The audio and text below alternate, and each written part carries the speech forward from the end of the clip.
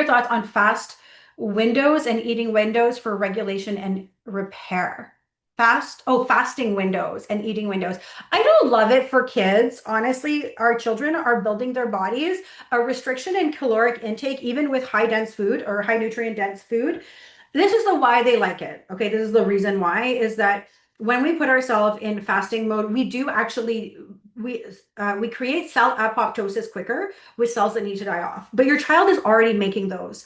I think it's really important that as you you have the understanding that our children heal faster because they're constantly doing cell mitosis and they're constantly dumping cells and they're having cell apoptosis naturally.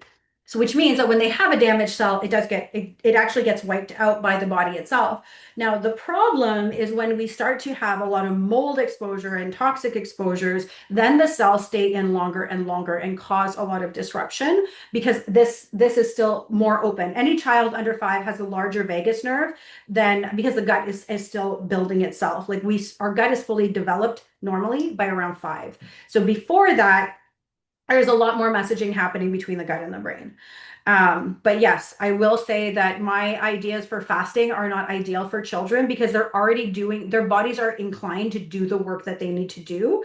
Fasting for adults, though, is great in some cases, like chemotherapy cases. It's made to help to get rid of like chemotherapy cells that have been really damaged.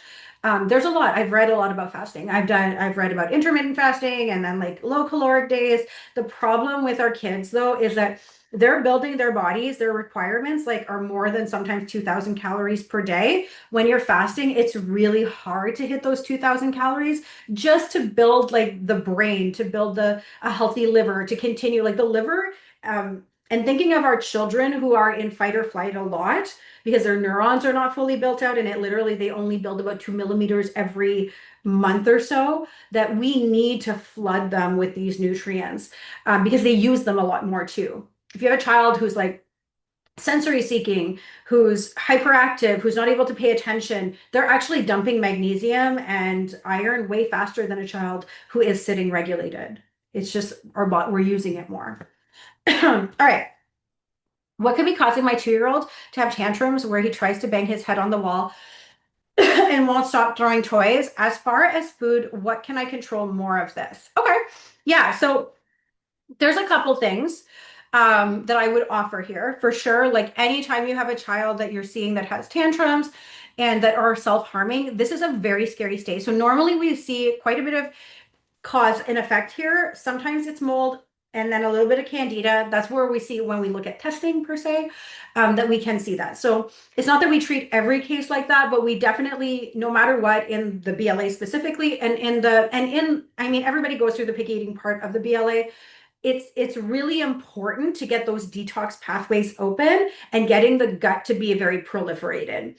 And so our children could be eating all the best foods in the world, we'll say, but if they're not as intentional with the food in those areas, there's still some backup. So there's a couple things I want to explore. Like when I'm talking to somebody about these things, I'm always like, okay, how often are they pooping? Is the poop very, very bristle chart perfection?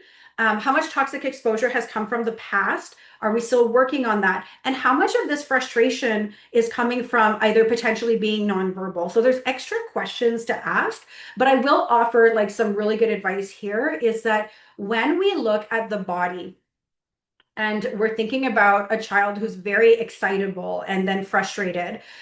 Screens sometimes is also the cause. That's like just like a side note. But one of the other causes can be that we have too many of our excitatory vitamins going in and not enough of our regulating vitamins. And I want to offer why that is. Some vitamins are going to help you stay alert and help you keep you motivated, such as B12 and folate, and actually most of the B vitamins. They're like alertness for your cognition.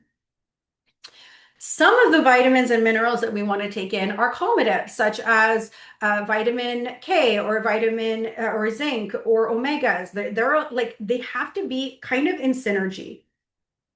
Our vitamins and minerals in our body always work together. Now, if you're taking a food first approach, it's going to help, but you also have to see like, okay, maybe they're eating really healthy and they eat everything, but are they eating enough of these guys that are calmatives versus these guys that are excitatories? And sometimes that can cause a lot of frustration in the brain. So we have different ways of supporting that in the program. But definitely that's the first place I would start to question is like, okay, number one, is it coming from lack of communication?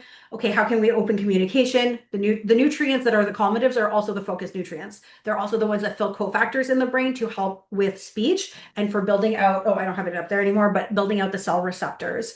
So as far as food would control, I mean, there's so many. Like chia seeds are one. Like I'm trying to think of like the compositions of the ones that are really going to give you the most bang for your buck. Pumpkin seeds are helpful because they're high in magnesium, versus like always looking at vegetables that are like cucumbers or uh, Brussels sprouts or broccoli or cauliflower or broccoli sprouts that are so high in sulforaphane, but also really high in more of the sometimes excitatory vitamins. Excuse me. Okay. Um, if you are in the circle community, I highly recommend the Screen Less Challenge. Yeah, it's free. Excuse me. Sorry, I've had 5 meetings or 4 meetings already before hitting this Q&A, so I apologize. My throat is getting a little dry, even though I did drink a ton of water.